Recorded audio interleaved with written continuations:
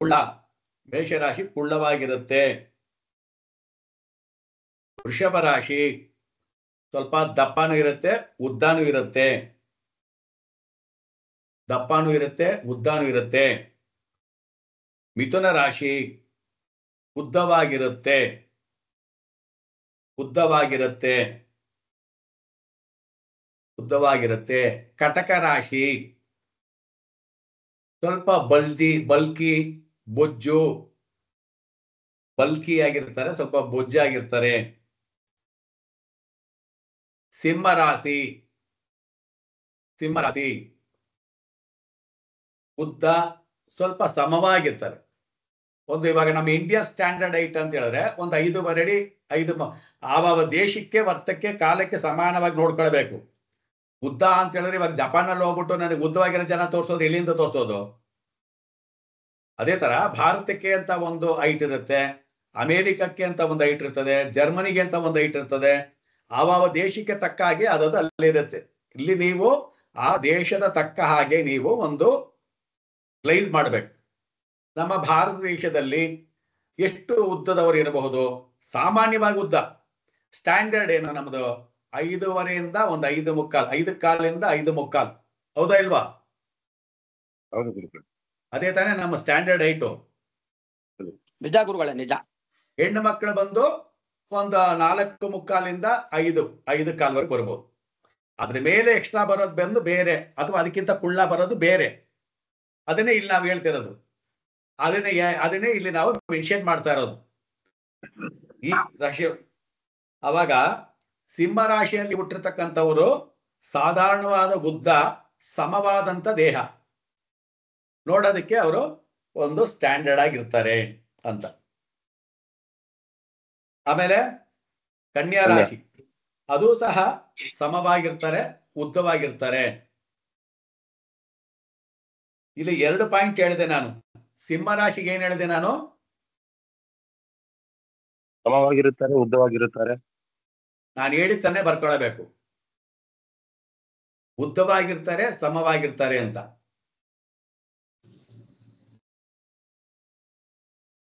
Okay. ಕನ್ಯಾ ರಾಶಿಗೆ ಸಮವಾಗಿರ್ತಾರೆ, ಉದ್ದವಾಗಿರ್ತಾರೆ.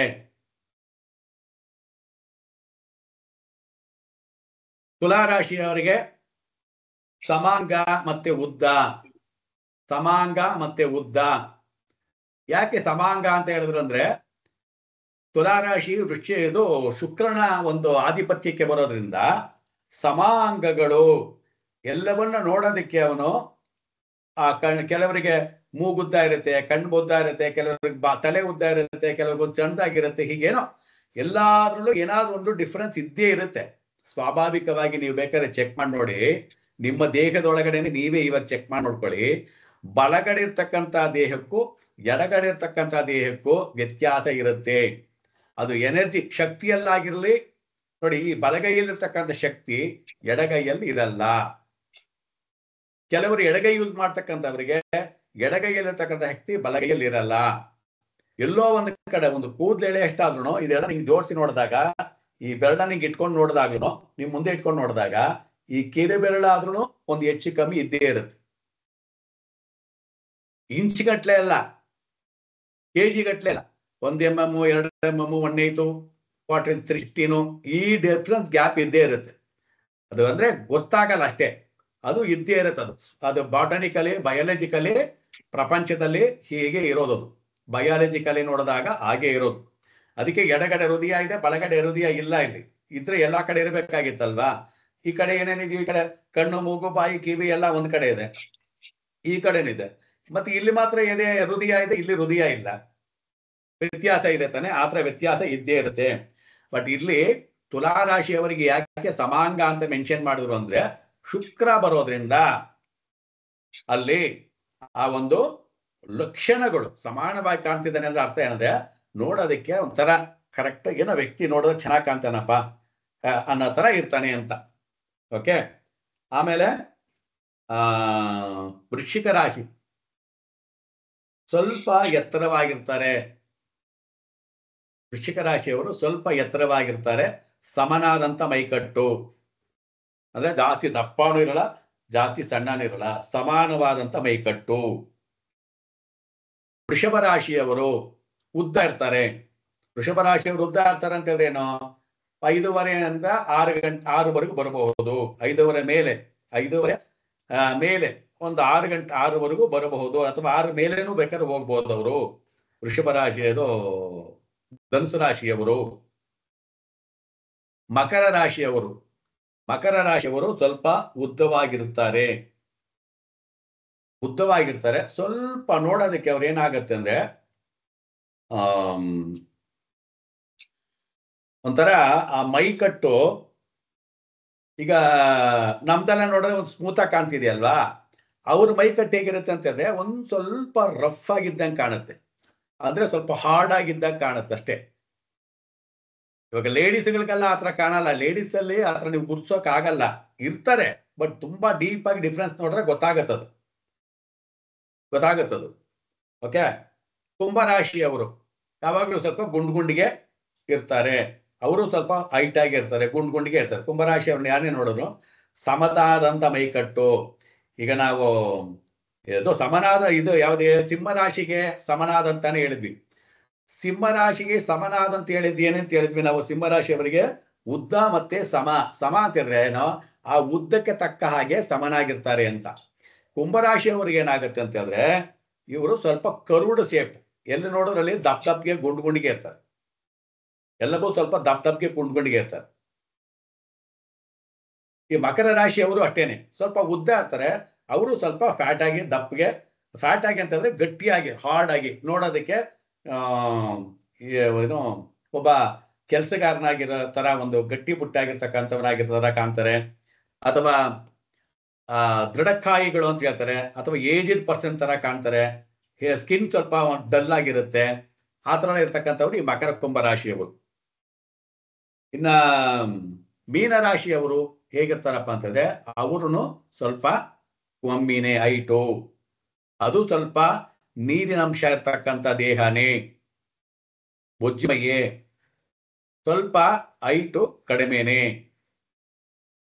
ಅರ್ಥವಾಯ್ತಾ? ಇಲ್ಲಿ ಇವಾಗ ಹೇಳಿದ ರಾಶಿನಲ್ಲಿ ಯಾರ್ಯಾರು ಇದೀರಾ ಹೇಳಿ, ನೀವು ಇದೀರಾ ಇಲ್ವಾ ಅಂತ.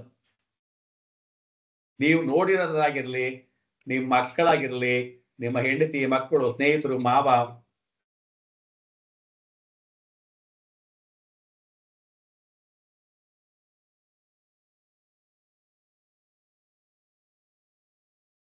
ಇವಾಗ ನೋಡಿ ನಂದು ಸಿಂಹ ಲಗ್ನ. ಇನ್ನೊಂದು ಮಾತು ಜ್ಞಾಪಕ ಇಟ್ಕೊಳ್ಳಿ, ನಾನು ಬೇರೆ ರಾಶಿ ಅಂತ ಪದ ಬಳಸ್ತಾ ಇದ್ದೀನಿ. ರಾಶಿಗೂ ಇದೇ ಕ್ಯಾರೆಕ್ಟ್ರೆ, ಲಗ್ನಕ್ಕೂ ಇದೇ ಕ್ಯಾರೆಕ್ಟ್ರೆ. ಈ ದೇಹದ ಅಳತೆನಲ್ಲಿ ರಾಶಿಗೂ ಲಗ್ನಕ್ಕೂ ಒಂದೇನೆ ಹೆಸರು, ಅದೇ ಮೇಷರಾಶಿ, ಮೇಷ ಲಗ್ನ ಅಂತಾನೆ ಕರೆಯೋದು. ಇದು ರಾಶಿ ಮತ್ತೆ ಲಗ್ನ ಎರಡೂ ಯಾವಾಗ ಒಂದಾಗುತ್ತೋ ಆವಾಗ ಇದು ಜಾಸ್ತಿ ಇಂಪೋಸ್ ಆಗ್ತದೆ. ರಾಶಿ ಬೇರೆ ಲಗ್ನ ಬೇರೆ ಆದಾಗ ಸ್ವಲ್ಪ ವ್ಯತ್ಯಾಸ ಬರುತ್ತೆ. ಹೇಳಿದ ಪಾಯಿಂಟ್ ಅರ್ಥ ಆಯ್ತಾ? ರಾಶಿ ಮತ್ತೆ ಲಗ್ನ ಅಂತ ಒಂದು ಪಾಯಿಂಟ್ ಇದೆ. ರಾಶಿ ಅಂತಕ್ಕಂಥದ್ದು ಒಂದಿದೆ, ಲಗ್ನ ಅಂತಕ್ಕಂಥದ್ದು ಒಂದಿದೆ. ಮುಂದೆ ತಿಳಿಸ್ತೀನಿ ರಾಶಿ ಅಂದ್ರೆ ಎಲ್ಲಿಂದ ನೋಡಬೇಕು, ಲಗ್ನ ಅಂದ್ರೆ ಎಲ್ಲಿಂದ ನೋಡಬೇಕು ಅಂತ. ರಾಶಿನೂ ನೋಡಬೇಕು, ಲಗ್ನನೂ ನೋಡಬೇಕು ಅಂತೀವಿ. ರಾಶಿ ಮತ್ತೆ ಲಗ್ನ ಎರಡೂ ಒಂದೇ ಆಗಿದ್ದಾಗ, ರಾಶಿ ಮತ್ತೆ ಲಗ್ನ ಎರಡೂ ಒಂದೇ ಆಗಿದ್ದಾಗ, ಕೃಷ್ಣವೇಣಿ ಬರ್ಕಳಿ ಎಲ್ಲ ಕೇಳಿಸ್ಕೊಂತಿದ್ದೀರಾ? ರಾಶಿ ಮತ್ತೆ ಲಗ್ನ ಎರಡೂ ಒಂದೇ ಆಗಿದ್ದಾಗ ಈಗ ನಾವು ಹೇಳುವ ಎಲ್ಲಾ ಕಾರಕತ್ವಗಳು 100% ಹೊಂದುತ್ತೆ. 100% ಹೊಂದುತ್ತೆ. ರಾಶಿ ಮತ್ತೆ ಲಗ್ನ ಬೇರೆ ಬೇರೆ ಆದಾಗ ವ್ಯತ್ಯಾಸ ಬರುತ್ತೆ. ಏನ್ ಆರ್ಯನ್ ಬರ್ಕೊಂಡ್ರ? ಆರ್ಯನ್ ಸರ್ ಬರ್ಕೊಂತಿದ್ದೀನಿ. ಅದೇ ಇದ್ರೊಳಗೆ ರಾಶಿ ಮತ್ತೆ ಲಗ್ನ ಒಂದೇ ಆಗಿದ್ದಾಗ ಬೇರೆ ಬೇರೆ ಒಂದೇ ರೀತಿ ಇರತ್ತೆ. ರಾಶಿ ಮತ್ತೆ ಲಗ್ನ ಬೇರೆ ಬೇರೆ ಆಗಿದ್ದಾಗ ಸ್ವಲ್ಪ ವೇರಿಯೇಷನ್ ಬರುತ್ತೆ ಅಂತ ಬರ್ಕೊಂಡಿದ್ದೀನಿ ಸರ್. ಹೌದು, ವೇರಿಯೇಷನ್ ಬಂದೇ ಬರುತ್ತೆ. ಹೌದು ಸರ್, ನಿಜ ಸರ್. ಹೌದು. ಓಕೆ, ನೆಕ್ಸ್ಟ್ ಬರ್ಕೊಳ್ಳಿ. ನೆಕ್ಸ್ಟ್ ಒಂದು ಚೌಕಟ್ಟು ಹಾಕಿ ಅದರಲ್ಲಿ ರಾಶಿಯ ವರ್ಣಗಳು ಅಂತ ಬರ್ಕೊಳ್ಳಿ, ಅಥವಾ ಜಾತಿಗಳಂತ ಬರ್ಕೊಳ್ಳಿ. ಜಾತಿ ಅನ್ನೋಕೆನ ಬದಲು ವರ್ಣಗಳು ಅಂತ ಬರ್ಕೊಳ್ಳಿ. ಜಾತಿ ಅಂದ್ರೆ ತಿರ್ಗಾ ಮತ್ತೆ ಎಲ್ಲಿಗೋ ಹೋಗುತ್ತೆ. ವರ್ಣಗಳು ಅಂತ. ವರ್ಣಗಳು. ಮೇಷ ಕ್ಷತ್ರಿಯ ವರ್ಣ, ಕ್ಷತ್ರಿಯ. ಶೂದ್ರ ವೃಷಭ ಶೂದ್ರ.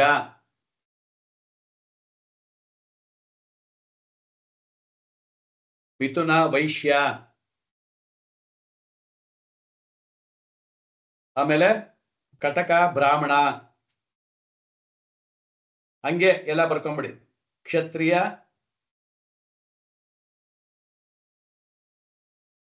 ಶೂದ್ರ, ವೈಶ್ಯ, ಬ್ರಾಹ್ಮಣ.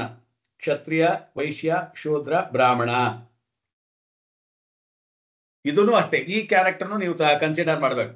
ಒಬ್ಬ ರಾಶಿ, ಇದನ್ನು ಅಷ್ಟೇನೆ, ಒಬ್ಬ ರಾಶಿ ಮತ್ತೆ ಲಗ್ನ ಎರಡೂ ಒಂದೇ ಆಗಿದ್ದಾಗ ಇದು ಪ್ರಬಲವಾಗಿ ಕೆಲಸವನ್ನ ಮಾಡುತ್ತೆ.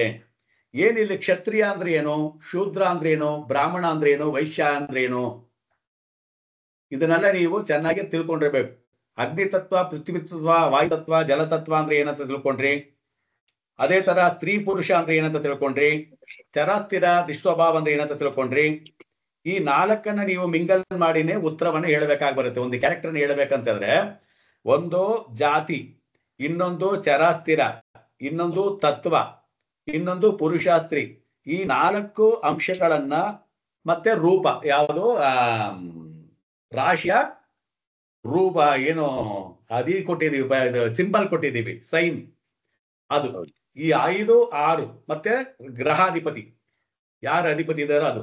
ಈ 6ನ್ನ ಸೇರಿಸಿ ನೀವು ಒಂದು ಪ್ರಿಡಿಕ್ಷನ್ ಅನ್ನ ಹೇಳ್ಬೇಕು. ಆವಾಗ ನಿಮಗೆ 101%, 200% ಮ್ಯಾಚ್ ಆಗುತ್ತೆ. 101 ಅಲ್ಲ, 200% ಮ್ಯಾಚ್ ಆಗುತ್ತೆ. ಅದಕ್ಕೆ ನಿಮಗೆ ಬೇಕಾಗಿರೋದು ಏನಪ್ಪಾ ಅಂದ್ರೆ, ಫಸ್ಟ್ ಆಫ್ ಆಲ್ ಪುರುಷ ಅಂದ್ರೆ ಏನು, ಸ್ತ್ರೀ ಅಂದ್ರೆ ಏನಂತ ಮೊನ್ನೆ ಹೇಳಿದ್ವಿ. ಇನ್ನೂ ಸ್ವಲ್ಪ ನೀವು ಕಂಡಿಡ್ಕೊಳ್ಳಿ. ಆಮೇಲೆ ಅಗ್ನಿ, ಪೃಥ್ವಿ, ವಾಯು, ಜಲ ಅಂತ ಏನಂತ ಹೇಳ್ಕೊಟ್ಟೆ, ಅದನ್ನು ನೋಡ್ಕೊಳ್ಬೇಕು.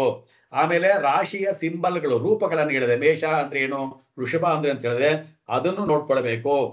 ಅದಾದ್ಮೇಲೆ ಇನ್ನೇನ್ ನೋಡ್ಬೇಕಂತ ಹೇಳಿದೆ ನಾನು, ಚರಾಸ್ಥಿರ ದಿಸ್ವಭಾವ. ಚರಾಸ್ಥಿರ ದಿಸ್ವಭಾವವನ್ನು ಬೇಕು. ಈಗ ಇದು ಯಾವುದೋ ಜಾತಿ, ವರ್ಣ, ವರ್ಣಭೇದಗಳು, ವರ್ಣಗಳು. ನಮ್ಮಲ್ಲಿ ಎಷ್ಟು ವರ್ಣಗಳಿದ್ದಾವೆ? 4 ವರ್ಣಗಳಿದ್ದಾವೆ. ಆ 4 ವರ್ಣಗಳು ಇವತ್ತು ದಿವಸ ಎಷ್ಟು ಕೋಟಿ ಆಗಿದೆಯೋ ಭಗವಂತನಿಗೆ ಗೊತ್ತು. ಅಷ್ಟೊಂದು ವರ್ಣಗಳನ್ನ ನಾವು ಇಟ್ಕೊಂಡಿದೀವಿ. ಇದಕ್ಕೂ ಅದಕ್ಕೂ ಸಂಬಂಧ ಇಲ್ಲ. ಇದಕ್ಕೂ ಅದಕ್ಕೂ ಸಂಬಂಧ ಇಲ್ಲ.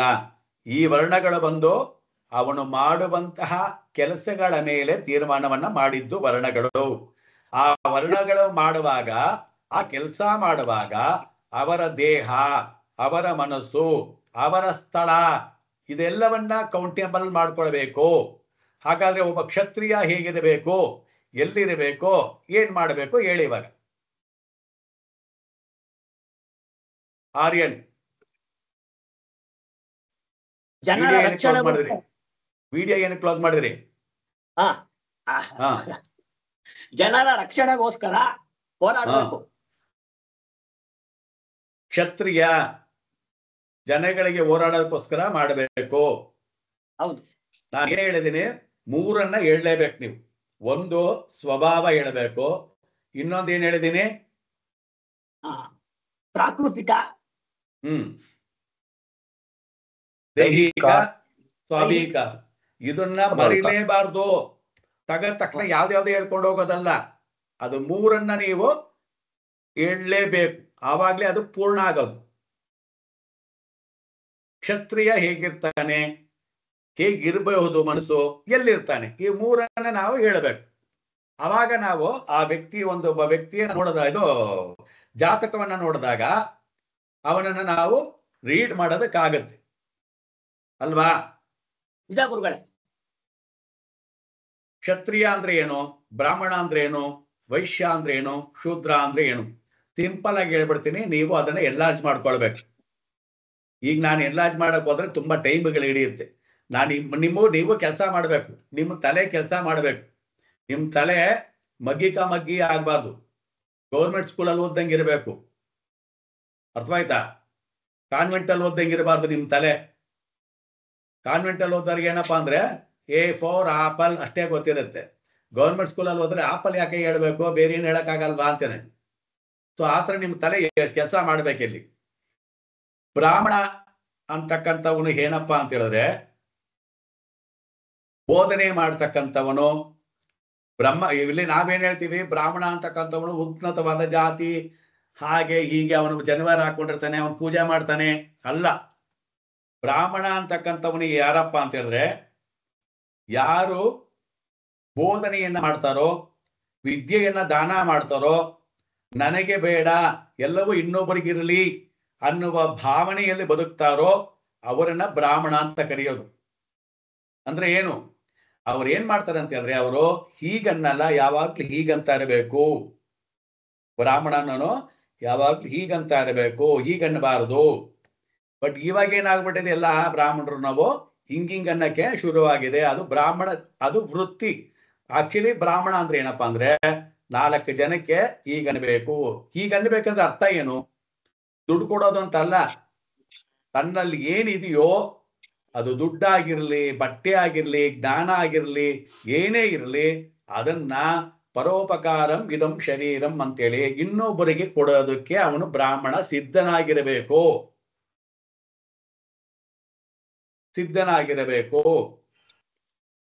ಅವಾಗ ಏನ್ ಹೇಳ್ಬೇಕು ಅವನು, ನನ್ನದು ನಿನಗೆ, ನಿನ್ನದು ನಿನಗಪ್ಪ, ನನ್ನದು ಏನೂ ಇಲ್ಲ ಜಗತ್ತಿನಲ್ಲಿ. ಯಾಕೆಂದ್ರೆ ಅವನಿಗೆ ಜ್ಞಾನ ಬಂದಿದೆ, ಪ್ರಪಂಚ ಜ್ಞಾನ ಇದೆ. ಇದು ನಶ್ವರವಾದಂತ ದೇಹ, ಅಶಾಶ್ವತವಾದಂತ ದೇಹ. ಈಗ ಜಸ್ಟ್ ಒಂದು ರೂಪವನ್ನ ಪಡ್ಕೊಂಡು ಬಂದು ಇಲ್ಲಿ ಕೂತ್ಕೊಂಡು ತಕ ತಕ ತಕ ಅಂತ ಮಾತಾಡ್ತಿದೆ. ಇದ್ರ ಕಾಲ ಮುಗಿದ ತಕ್ಷಣ ಇದು ಪಾಡಿಗೆ ಇದು ಹೋಗುತ್ತೆ, ಹೋಗಿ ಬೇರೆ ಇನ್ನೊಂದು ಕಡೆಯೆಲ್ಲ ಸೇರ್ಕೊಳ್ಳುತ್ತದೋ ಅನ್ನೋ ಪರಿಜ್ಞಾನ ಅವನಿಗೆ ಬಂದಿರುತ್ತೆ. ಆಗ ಅವನು ಸಮಯವನ್ನೆಲ್ಲ ಅರಿತಿರೋದ್ರಿಂದ ಎಲ್ಲವೂ ಇಲ್ಲಿ ಬಿಟ್ಟು ಹೋಗದೆ. ಯಾಕೆಂದ್ರೆ ನನಗೆ ಇದ್ದೇ ಇದ್ದಂಥವ್ರು ಬಿಟ್ಟು ಹೋಗಿದ್ದಾರೆ, ಅದನ್ನ ಇಟ್ಕೊಂಡು ನಾನು ಇವಾಗ ಯೂಸ್ ಮಾಡ್ತಾ ಇದ್ದೀನಿ. ತಿರ್ಗಾ ನಾನು ಮಾಡಿದ್ದನ್ನ ಇನ್ನೊಬ್ಬರಿಗೆ ಬಿಟ್ಟು ಹೋಗ್ಬೇಕು. ದಿಟ್ ಇಸ್ ಕಾಲ್ಡ್ ಬ್ರಾಹ್ಮಣ. ಕ್ಷತ್ರಿಯ ಏನ್ ಮಾಡ್ತಾನೆ, ಕ್ಷತ್ರಿಯ ಅಂತಕ್ಕಂಥವನು ನಿಂದು ನಿನಗೆ, ನಂದು ನನಗೆ. ನೀನು ನನ್ನ ದಾರಿ ಕ್ರಾಸ್ ಮಾಡ್ಬೇಡ, ನಾನು ನಿನ್ನ ದಾರಿ ಕ್ರಾಸ್ ಮಾಡ್ಬೇಡ. ನಾನು ನನ್ನ ಬಾರ್ಡ್ರಲ್ಲಿ ಇರ್ತೀನಿ, ನೀನ್ ನಿನ್ನ ಬಾರ್ಡ್ರಲ್ಲಿರು. ಇಬ್ಬರನ್ನ ಸಮಜಾಯಿಸ್ತಕ್ಕಂಥವನು, ಮಧ್ಯಸ್ಥಿಕೆ ವಹಿಸ್ತಕ್ಕಂಥವನು, ಶಕ್ತಿಯಿಂದ ಇರ್ತಕ್ಕಂಥವನು ಅಂತ. ವೈಶ್ಯ ಏನ್ ಮಾಡ್ತಾನಪ್ಪ ಅಂತ ಹೇಳಿದ್ರೆ, ವೈಶ್ಯ ನಂದು ನಿನಗೆ, ನಿಂದು ನನಗೆ, ನಂದು ನಿನಗೆ, ನಿಂದು ನನಗೆ. ಅದೇ ತಾನೇ ಮಾಡೋದು. ವೈಶ್ಯ ಏನ್ ಮಾಡ್ತಾನೆ, ಇಲ್ಲಿ ಇರ್ತಕ್ಕಂಥ ವಸ್ತುಗಳನ್ನ ತಗೊಂಡೋಗಿ ಬೇರೆಯವ್ರ ಹತ್ರ ಕೊಟ್ಟು ಅದಕ್ಕೆ ಬೇರೆ ಏನೋ ಒಂದು ವಸ್ತುಗಳನ್ನ ತಗೊಂಬಂದು ನಮಗ್ ಸೇರಿಸ್ತಾನೆ. ನೀನು ಬೆಳೆದಿರ್ತಕ್ಕಂಥ ಪ್ರೊಡಕ್ಷನ್ ತಗೊಂಡೋಗಿ ಬೇರೆಯವ್ರ ಹತ್ರ ಕೊಟ್ಟು ಅಲ್ಲಿಂದ ಇರ್ತಕ್ಕಂಥ ಹಣಕಾಸುಗಳನ್ನ ತಗೊಂಬಂದು ಇಲ್ಲಿ ಸೇರಿಸ್ತಾನೆ.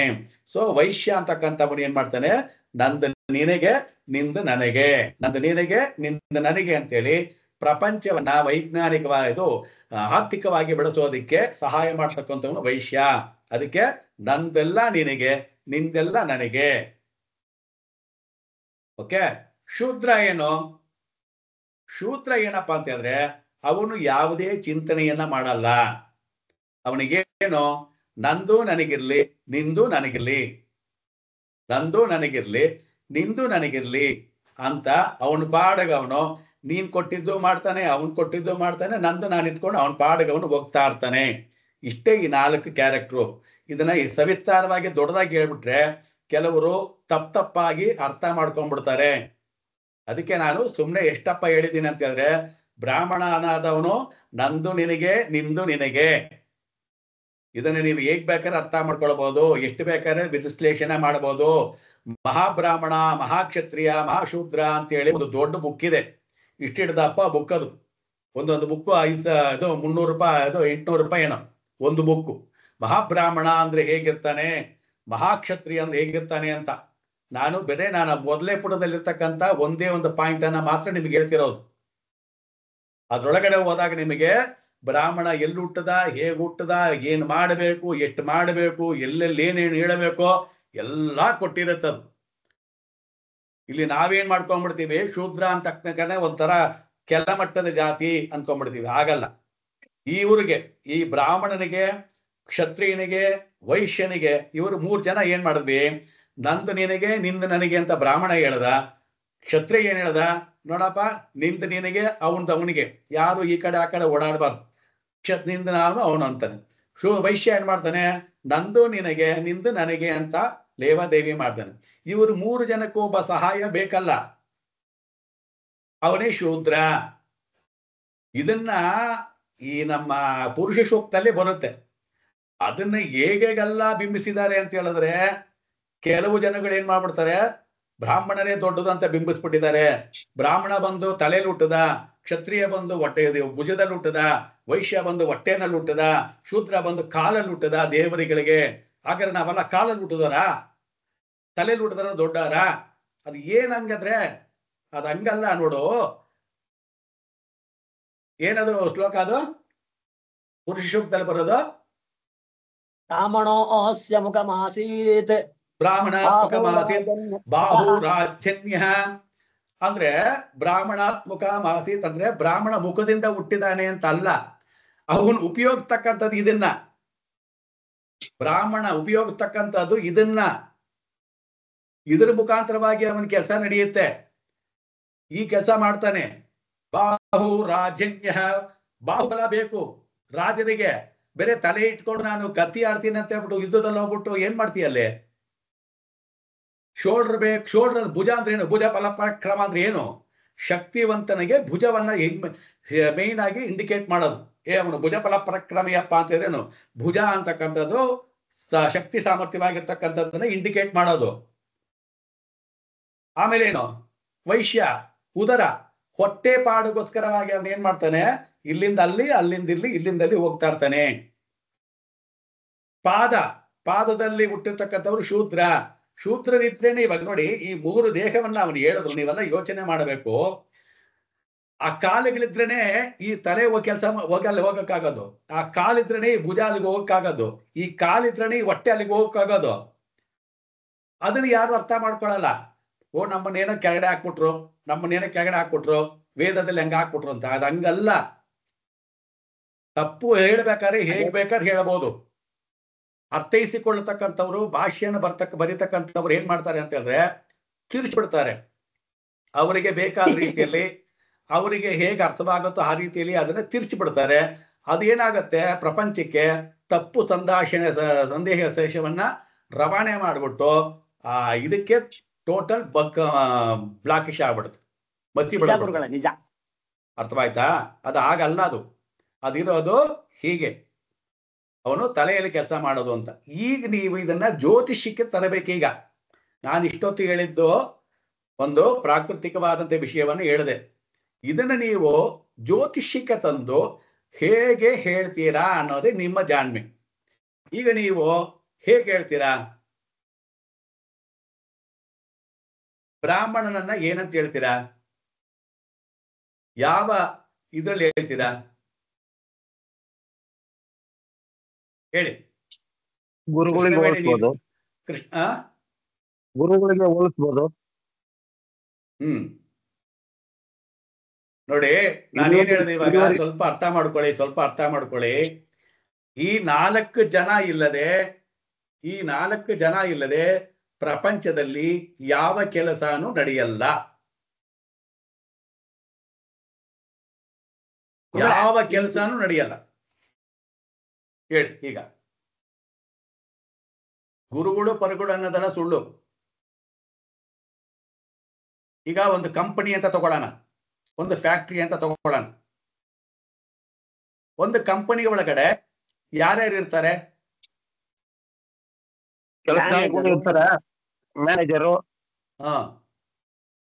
ಮ್ಯಾನೇಜರು, ಕೆಲಸಗಾರರು, ಆಮೇಲೆ ಸೆಕ್ಯೂರಿಟಿ, ಸೂಪರ್ವೈಸರು, ಆಮೇಲೆ HR ಡಿಪಾರ್ಟ್ಮೆಂಟು ಇರ್ತಾನೆ. ಹೌದು. ಇವಾಗ 10ನೇ ಭಾವ ನಿಮಗೆ ಬ್ರಾಹ್ಮಣ ರಾಶಿ ಬಂದಿದೆ. ಅವಾಗ ನೀವು ಅವನಿಗೆ ಕೆಲಸ ಹೇಳ್ಬೇಕು. ಏನ್ ಕೆಲ್ಸಕ್ಕೆ ಹೇಳಿ ಕಳಿಸ್ತೀರ ನೀವು? 10ನೇ ಭಾವ ಬ್ರಾಹ್ಮಣ. ಈ ಬ್ರಾಹ್ಮಣನನ್ನ ಆಫೀಸಲ್ಲಿ ಯಾವ ಕೆಲ್ಸಕ್ಕೆ ತಗೊಂಡೋಗಿ ಹೇಳ್ತೀರಾ ನೀವು ಹೇಳಿ? ತಲೆಯನ್ನು ಉಪಯೋಗಿಸಿ ಕೊಡುವಂತಹ ಕೆಲಸವನ್ನು ಹೇಳ್ಬೋದು ಗುರುಗಳೇ. ಅದು ನೀವ್ ಹೇಳಿದ್ರೆ ಅವನಿಗೋಗಿ ಹಂಗ ಹೇಳಿದ್ರೆ ಆಗತ್ತಾ? ಅದನ್ನ ಸರಿಯಾಗಿ ಹೇಳಯ್ಯ ಅಂತಾನೆ. ತಲೆಯನ್ನು ಉಪಯೋಗಿಸ್ತಕ್ಕಂಥದ್ದಂದ್ರೆ ಇವಾಗ ಹಂಗಾರೆ ಸೆಕ್ಯೂರಿಟಿ ತಲೆ ಉಪಯೋಗಿಸಲ್ವಾ? ಮ್ಯಾನೇಜರ್ ಕೆಲ್ಸಗಾರ ಏನಾದ್ರು ಉಪಯೋಗಿಸಲ್ವಾ? ಹೊಸದಾಗಿ ಕಂಡುಹಿಡಿಬೇಕು ಅಂತ ಹೇಳ್ತಾರೆ. ಮ್ಯಾನೇಜರ್ ಉಪಯೋಗಿಸಲ್ವಾ? ಮ್ಯಾನೇಜರ್ ನೋಡಿ, ಇದೆ ನಾವು ಮಾಡೋ ಕೆಲಸಗಳು. ಹಿಂಗೆ ಅರ್ಥ ಮಾಡ್ಕೊಳ್ಳೋದು. ತಲೆಯನ್ನ ಉಪಯೋಗಿಸಿ ಕೆಲಸ ಮಾಡ್ತಕ್ಕಂಥದ್ದು ಏನಪ್ಪಾ ಅಲ್ಲಿ ಅಂತಂದ್ರೆ, ರೈಟಿಂಗು, ಅಕೌಂಟೆಂಟು, HR ಡಿಪಾರ್ಟ್ಮೆಂಟು, ನಿಜ ಗುರುಗಳೇ. HR ಡಿಪಾರ್ಟ್ಮೆಂಟು, ಅಕೌಂಟೆಂಟು, ಲೇವಾದೇವಿ, ದಿಸ್ ಇಸ್ ಕಾರ್ಡ್ ಅಲ್ವಾ ಬ್ರಾಹ್ಮಣ. ವೈಶ್ಯ ಯಾರು? ಮಾರ್ಕೆಟಿಂಗ್ ಮಾಡೋದು, ಮಾರ್ಕೆಟಿಂಗ್ ಮಾಡೋರು. ನೀನು ಮಾಡಿದ ಪ್ರಾಡಕ್ಟ್ ಅನ್ನ ತಗೊಂಡೋಗಿ ಬೇರೊಬ್ಬರಿಗೆ ತೋರಿಸಿ ಅದಕ್ಕೆ ಬೆಲೆಯನ್ನ ಮಾತಾಡಿ ಅವನ ಹತ್ರ ಕುದುರಿಸಿ ಆ ಆರ್ಡರ್ ತಗೊಂಡಾಗ ಅವನು ಕೊಟ್ಟು ಅವನದ್ದು ದುಡ್ಡು ತಗೊಂಬ ನಿನಗೆ ಕೊಡೋದು ಮಾರ್ಕೆಟಿಂಗ್ ಅಲ್ವಾ? ಕ್ಷತ್ರಿಯ ಯಾರು? ಸೆಕ್ಯೂರಿಟಿ ಅಲ್ವಾ? ತಗೊಂಡೋಗ್ಬೇಕಾದ್ರೆ ಇಷ್ಟು ತಗೊಂಡೋಗ್ಬೇಕು, ಇಡ್ಲೇ ತಗೊಂಡೋಗ್ಬೇಕು, ಸರಿಯಾಗಿ ತಗೊಂಡೋಗ್ತಿದ್ಯಾ ಇಲ್ವಾ, ಯಾಕೆ ನೀನ್ ತಗೊಂಡೋಗಿಲ್ಲ, ಫ್ಯಾಕ್ಟ್ರಿ ಒಳಗಡೆ ಗಲಾಟೆ ಮಾಡಬಾರ್ದು, ಶಿಸ್ತಾಗಿರ್ಬೇಕು, ಅದನ್ನೆಲ್ಲ ಫಾಲೋ ಮಾಡೋದು ಯಾರು? ಸೆಕ್ಯೂರಿಟಿ ಇದಲ್ವಾ? ಕೆಲಸ ಮಾಡೋದು ಯಾರು? ನೀನ್ ಏನೇ ಮಾಡಿದ್ರು, ಏನೇ ಪ್ಲಾನ್ ಮಾಡಿದ್ರು ಅದನ್ನ ಇಂಪ್ಲಿಮೆಂಟ್ ಮಾಡಿ ಅದು ಮಿಷಿನ್ ಮುಂದೆ ನಿಂತ್ಕೊಂಡು ಆ ಪ್ರಾಡಕ್ಟ್ ಅನ್ನ ತಯಾರು ಮಾಡಿ ಹೊರಗಡೆ ಕೊಟ್ಟು ಪ್ಯಾಕ್ ಮಾಡಿ ನಿನ್ ಕೈ ಕೊಡೋದು ಯಾರು? ಶೂದ್ರ ಅಲ್ವಾ? ಅವಾಗ 4 ಜನ ಸೇರಿದ್ರೆ ತಾನೇ ನೀನು ಫ್ಯಾಕ್ಟ್ರಿ ನಡೆಯೋದು. ಬೇರೆ ನಾನು HR ಡಿಪಾರ್ಟ್ಮೆಂಟ್ ಹೇಳಿದ್ದೀನಿ, ನಾನು ತಲೆ ಓಡುತ್ತೀನಿ, ನಾನು ಪ್ಲಾನ್ ಹಾಕ್ತೀನಿ ಅಂತ ಮನೇಲಿ ಕುತ್ಕೊಂಡು ಪ್ಲಾನ್ ಹಾಕಿದ್ರೆ ಬಿಲ್ಡಿಂಗ್ ಎದ್ದೇಳುತ್ತಾ? ಇಂಜಿನಿಯರ್ ಪ್ಲಾನ್ ಹಾಕ್ಬಿಟ್ರೆ ಬಿಲ್ಡಿಂಗ್ ಎದ್ದೇಳುತ್ತಾ? ಇಷ್ಟೇ. ಸೊ ಇದನ್ನ ನೀವು ತಿಳ್ಕೊಂಡು ಮಾಡ್ಬೇಕು. ಏನು? ಬರೋರಿಗೆ ಅವನ ಕ್ವಾಲಿಟಿಯನ್ನು ಹೇಳಬೇಕು, ಅವನ ಕ್ಯಾರೆಕ್ಟರ್ನ ಹೇಳಬೇಕು, ಅವನು ಏನ್ ಕೆಲಸ ಮಾಡಬೇಕು ಅಂತ ಹೇಳ್ಬೇಕು, ಅವನು ಯಾವ ಎಜುಕೇಶನ್ ಮಾಡಬೇಕು ಅಂತ ಹೇಳ್ಬೇಕು. ಇಷ್ಟೆಲ್ಲ ನೀವು ಹೇಳಬೇಕು. ಬೇರೆ ಸಿಂಬಾಲಿಕ್ ಆಗಿ ಅವರು 4 ಕೊಟ್ಬಿಟ್ರು, ಬ್ರಾಹ್ಮಣ, ಕ್ಷತ್ರಿಯ, ವೈಶ್ಯ, ಶೂದ್ರ ಅಂತ. ನೀವಿದನ್ನ ಇವಾಗ ನಿಮ್ಮ ಜ್ಯೋತಿಷ್ಯದ ರೀತಿಯಲ್ಲಿ ಎಲ್ಲಿಗೆ ತಗೊಂಡೋಗ್ಬೇಕು, ಏನ್ ಮಾಡ್ಬೇಕಂತ ನೀವ್ ಹೇಳ್ಬೇಕೀಗ.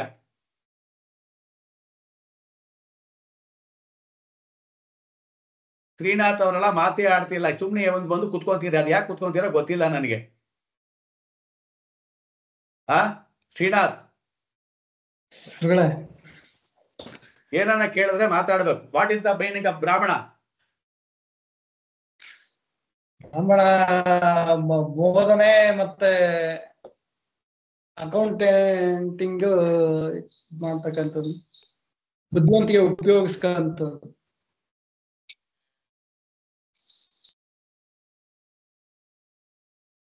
ಪಾಯಿಂಟ್ಗಳು ಜಲ್ದಿ ಕ್ಯಾಚ್ ಮಾಡ್ಕೊಬೇಕು. ಕತೆ ಕೇಳತ್ರ ಕುತ್ಕೊಂಡು ಕತೆ ಕೇಳಬಾರ್ದು, ಅರ್ಥ ಮಾಡ್ಕೊಳ್ಬೇಕು. ಅರ್ಥ ಆಗಿಲ್ಲ ಅಂದ್ರೆ ಕೇಳಬೇಕು. ಸ್ವಾಭಾವಿಕವಾಗಿ ನೋಡಿ, ಈ 4 ಜನಗಳಿಗೆ 4 ವಿಧವಾದಂತಹ ಕಷ್ಟಗಳಿರುತ್ತೆ, ತ್ಯಾಗ ಮಾಡಬೇಕಾಗಿ ಬರುತ್ತೆ. ಯಾರ್ಯಾರು ಏನೇನು ತ್ಯಾಗ ಮಾಡಬೇಕು ಅಂತ ಹೇಳ್ತೀನಿ, ಕೇಳ್ಕೊಳ್ಳಿ. ಬ್ರಾಹ್ಮಣನಾದವನು ತನ್ನ ಸುಖ ಸಂತೋಷಗಳನ್ನ ತ್ಯಾಗ ಮಾಡಬೇಕು. ಅವನು ಇನ್ನೊಬ್ಬರಿಗೋಸ್ಕರ ಬದುಕಬೇಕು. ಸೈಂಟಿಸ್ಟ್ಗಳು ಏನ್ ಮಾಡ್ತಾರೆ, ಅವರು ಸುಖ ಸಂತೋಷಗಳನ್ನ ಬಿಟ್ಟು, ಊಟ ತಿಂಡಿಗಳನ್ನ ಬಿಟ್ಟು, ದಾಡಿಗಳನ್ನ ಇಷ್ಟುದ್ದ ಬಿಟ್ಕೊಂಡು, ಅವ್ರು ಏನೋ ಕಣ್ಣಲ್ಲಿ ಕಣ್ಣು ಇಟ್ಕೊಂಡು ಇದನ್ನ ಅದ್ರಲ್ಲಿ ಹಾಕಿ ಅದ್ರಲ್ಲಿ ಇದನ್ನ ಹಾಕಿ ರಿಸರ್ಚ್ ಮಾಡಿ ನಿಮಗೆ ಇವತ್ತು ಲೈಟ್ ಕೊಟ್ಟಿದ್ದಾರೆ, ಮ್ಯಾಗ್ನೆಟ್ ಕೊಟ್ಟಿದ್ದಾರೆ, ಕರೆಂಟ್ ಕೊಟ್ಟಿದ್ದಾರೆ, ಮೊಬೈಲ್ ಕೊಟ್ಟಿದ್ದಾರೆ, ಟಿವಿ ಕೊಟ್ಟಿದ್ದಾರೆ. ನಾವು ಕುತ್ಕೊಂಡು ಆರಾಮಾಗಿ ನೋಡ್ತಾ ಇದ್ದೀವಿ. ಮಾಡಿದ್ರೆ ಯಾರು? ಅವನ ಸುಖವನ್ನ ತ್ಯಾಗ ಮಾಡದ. ಪುರೋಹಿತ ಬೆಳಗ್ಗೆ ಎದ್ದು ಪೂಜೆ ಮಾಡ್ಬೇಕು ಹೋಗ್ಬೇಕು ಅಂತಂದ್ರೆ ಬೆಳಗ್ಗೆ 5 ಗಂಟೆಗೆ ಎದ್ದೇಳ್ಬೇಕು, 4 ಗಂಟೆಗೆ ಎದ್ದೇಳ್ಬೇಕು, ಸ್ನಾನ ಮಾಡ್ಬೇಕು, ಸಂಧ್ಯಾ ವಂದನೆ ಮಾಡ್ಬೇಕು, ಪೂಜೆಗೆ ಹೋಗ್ಬೇಕು, ಅಲ್ಲೆಲ್ಲಾ ನೋಡ್ಕೊಬೇಕು, ಬರಬೇಕು, ಮಲಗಬೇಕು. ಅವನು ಸಾಧಾರಣವಾಗಿ ಸುಖ ಸಂತೋಷನ ಅನುಭವಿಸಕ್ಕಾಗಲ್ಲ. ಅದಕ್ಕೆ ಬ್ರಾಹ್ಮಣ ಸುಖ ಸಂತೋಷಗಳನ್ನ ತ್ಯಜಿಸ್ಲೇಬೇಕು. ಇಲ್ಲಿ ಹುಟ್ಟಿದಾಗ ಬ್ರಾಹ್ಮಣ ಅಂತಲ್ಲ, ನೀವು ಇವಾಗ ಜ್ಯೋತಿಷಿಗಳಾಗಿರೋರು ಬ್ರಾಹ್ಮಣರೇ. ಯಾರು ಪಾಠ ಮಾಡ್ತಿರೋ ಅವರು ಬ್ರಾಹ್ಮಣರೇ. ಸ್ಕೂಲಲ್ಲಿ ಪಾಠ ಮಾಡ್ತಕ್ಕಂಥವ್ರು ಬ್ರಾಹ್ಮಣರೇ. ಒಬ್ಬರಿಗೆ ಗೈಡೆನ್ಸ್ ಮಾಡ್ತಕ್ಕಂಥವ್ರು ಬ್ರಾಹ್ಮಣರೇ. ಒಬ್ಬರಿಗೆ ದಾರಿ ಹೇಳ್ತಕ್ಕಂಥವ್ರು ಬ್ರಾಹ್ಮಣರೇ. ಒಬ್ರು ಅಡ್ವೈಸ್ ಮಾಡ್ತಕ್ಕಂಥವ್ರು ಬ್ರಾಹ್ಮಣರೇ. ಅವ್ರು ಮಾಡ್ಬೇಕಾರೇನೋ ಇನ್ನೊಬ್ಬರಿಗೋಸ್ಕರ ಅಡ್ವೈಸ್ ಮಾಡ್ಬೇಕಾದ್ರೆ ನಾನು ಚಿಂತನೆಯನ್ನ ಮಾಡಬೇಕು. ಈಗ ನಾನು ನಿಮ್ಗೆ ಪಾಠ ಮಾಡ್ತಿದ್ದೀನಿ ಅಂತ ಹೇಳಿದ್ರೆ ರಾತ್ರಿ ಎಲ್ಲ ಕನ್ಸಲ್ಲಿ ಇರುತ್ತೆ ನನಗೆ. ಬೆಳಗ್ಗೆ ಯೋಗ ಕ್ಲಾಸ್ಗೆ ಹೊರಟು 8 ಗಂಟೆಗೆ ಕೂತ್ಕೊಂಡು ಏನೇನ್ ಪಾಠ ಮಾಡ್ಬೇಕಂತ ಹುಡುಕ್ತಾ ಇರ್ತೀನಿ, ಏನೇನ್ ಹೇಳ್ಬೇಕು ಅಂತ. ಕ್ಲೈಂಟ್ ಅಟೆಂಡ್ ಮಾಡಲ್ಲ, ಅಷ್ಟೊಂದು ಕಾಲ ಅಟೆಂಡ್ ಮಾಡಲ್ಲ. ಯಾರಿಗೋಸ್ಕರ? ನಾವು ತ್ಯಾಗ ಮಾಡ್ಲೇಬೇಕು. ಯಾರಿಗೋಸ್ಕರ ಅಂದ್ರೆ ನೀನು ಒಪ್ಕೊಂಡಿದ್ಯ ಅಂದ್ಮೇಲೆ ಮಾಡ್ಬೇಕು. ಯು ಆರ್ ಅ ಬ್ರಾಹ್ಮಣ, ದಟ್ ಇಸ್ ಕಾಲ್ಡ್ ಸುಖವನ್ನ ತ್ಯಾಗ ಮಾಡ್ಲೇಬೇಕು. ಇಲ್ಲಿ ನನಗೆ ಅಂತ ಹೇಳ್ಬಿಟ್ಟು ಒಂದ್ ಸ್ವಲ್ಪ ಟಿವಿ ನೋಡೋಣ, ಒಂದ್ ಸ್ವಲ್ಪ ಮಳ್ಕೊಳ್ಳೋಣ, ಆಮೇಲೆ ಮಾಡಿದ್ರೆ ಆಯ್ತು ಅಂತೆಲ್ಲ ಆಗಲ್ಲ, ಮಾಡ್ಲೇಬೇಕು. ಕ್ಷತ್ರಿಯ ಅದನ್ನ ಏನ್ ತ್ಯಾಗ ಮಾಡ್ಬೇಕಪ್ಪ?